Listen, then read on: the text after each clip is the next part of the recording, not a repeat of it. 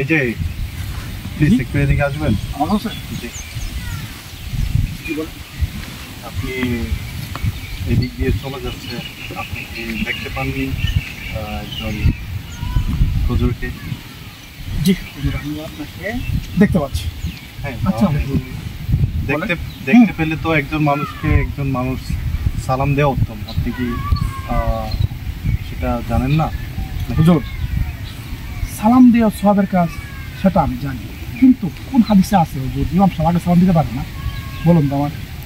আমি সালাম দিই, আপনিও তো আমার সালাম দিতে পারতেন, আপনি তো আমাকে সালাম দিলেন না। আচ্ছা ঠিক আছে, আপনার বাড়ির পাশে মসজিদ, 5 ওয়াক্ত নামাজের মধ্যে 1 ওয়াক্ত আপনাকে আমি মসজিদে দেখতে পাই না, এটা কি ঠিক? আজকে কি আপনি জুমার নামাজ পড়তে এসেছিলেন মসজিদে? জি হুজুর, আল্লাহ আজকে আমার এই জন্য নামাজ পড়াইছে, আলহামদুলিল্লাহ। আচ্ছা হুজুর, একটা বিষয় আমি খেয়াল করছি মনে বলছি, ওই যে রহিম মিয়া 5 ওয়াক্ত নামাজ জরুর হক্তা হয়, 1 ওয়াক্ত মানে জুমার নামাজটা পর্যন্ত পড়ে না, এরপরে সে সুদ খায়। আপনি তো হুজুর হের করে দাওয়াত খাওয়া বন্ধ করেন না? হের করে দাওয়াত সবার আগে দাওয়াত খাই কেন? হের করে কি মুখে রান্না হবে বড় বড় না?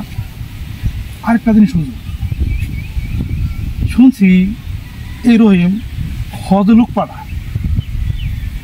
নাকি লিস্টে নাম দোহায়, আপনি আসার হজ যাওয়ার লেগে আপনি এর কোনো কর না। আচ্ছা আচ্ছা, শোনো, আমার আজকে তোমার সাথে অন্য এক সময় কথা বলবো, আমার এক জায়গায় দাওয়াত আছে, আজকে আসি আমি। হ্যাঁ ঠিক আছে হুজুর, কথা বলবো। আপনি ভালো থাকেন। আচ্ছা আচ্ছা, আসসালামু আলাইকুম।